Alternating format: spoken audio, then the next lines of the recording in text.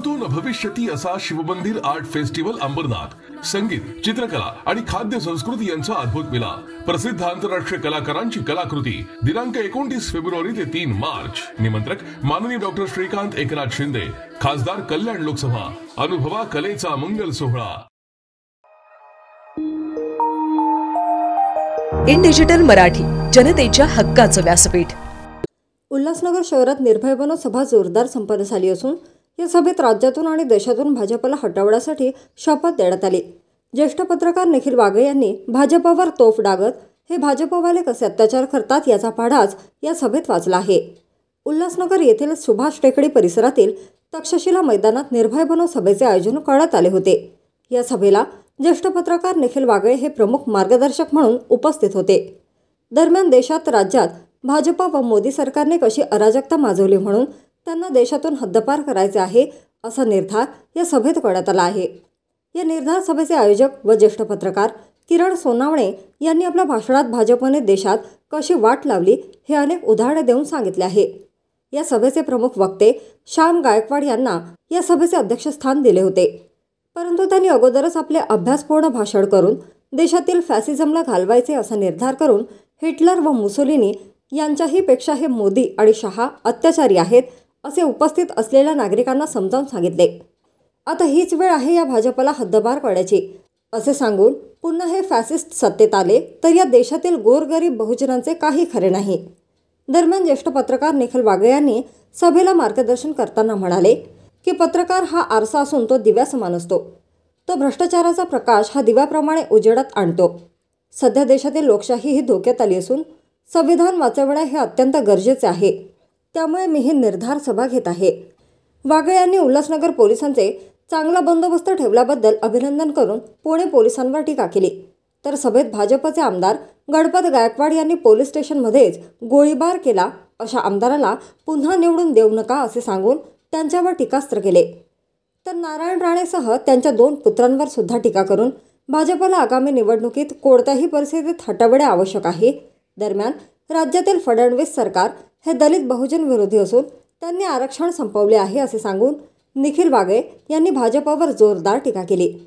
या सभेला हजारो महिला व पुरुषांनी उपस्थित राहून भाजपला मतदान करणार नसल्याचा निर्धार व्यक्त केला आहे।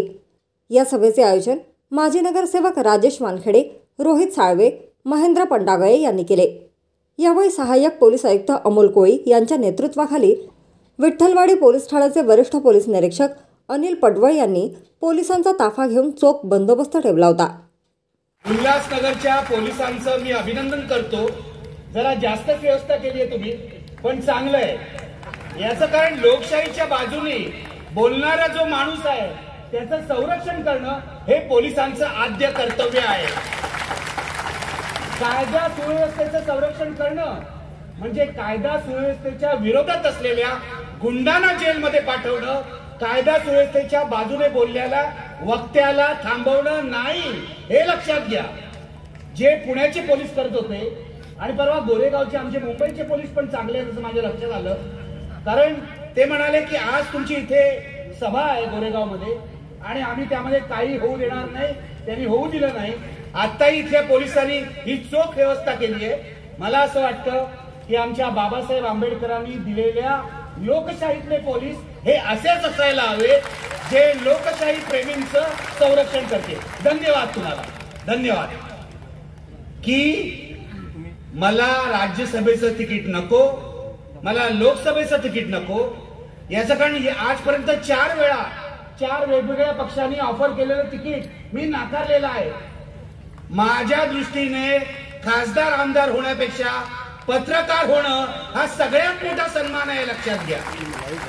ज्या बाबासाहेब आंबेडकरांनी आपल्याला संविधान दिलं, ज्या संविधानाने आपल्याला लोकशाही दिली, ती लोकशाही वाचवण्याची अंतिम वेळ आता आलेली आहे आणि ती लोकशाही वाचवण्याचा नारा देण्यासाठी मी महाराष्ट्रात पायाला भिंगरी लावून फिरतोय।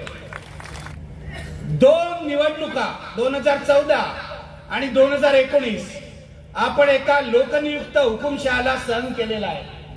लोकनियुक्त हुकुमशाह मी म्हणतोय, जसा रशियामध्ये पुतीन आहे, जसा तुर्कस्तानमध्ये एर्डोगन आहे, अशा हुकुमशहाला आपण या देशात सुद्धा सहन केलेला आहे आणि त्या हुकुमशाचं नाव आहे मोदी आणि त्यांना मदत करणाऱ्या त्याच्या सहकार्याचं नाव आहे अमित शहा. त्यानंतर 1985 नंतर हे शहर पप्पू कलानीचं शहर झालं. आम्ही पत्रकारच राजकारणाच्या गुन्हेगारीकरणाच्या विरुद्धच्या या लढाईत आघाडीवर होतो.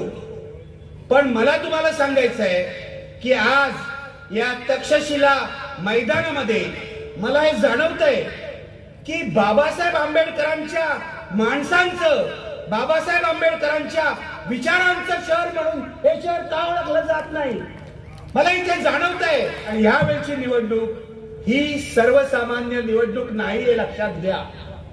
ही भारतीय जनता पक्ष विरुद्ध काँग्रेस किंवा भाजप विरुद्ध राष्ट्रवादी काँग्रेस, भाजप विरुद्ध उद्धव ठाकरेंची शिवसेना किंवा भाजप विरुद्ध वंचित ही लढाई नाही.